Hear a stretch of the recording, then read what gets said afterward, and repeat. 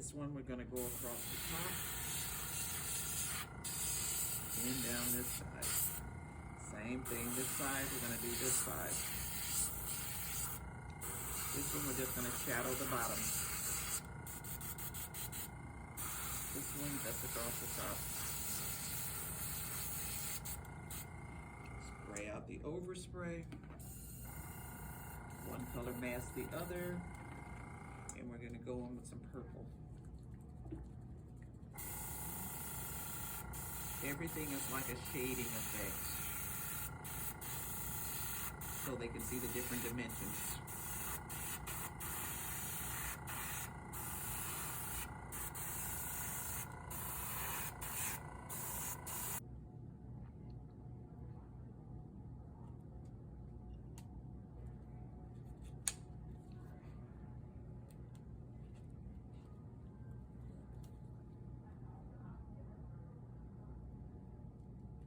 Down like that.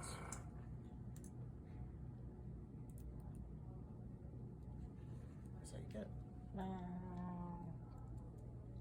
Oh yeah, that's nice.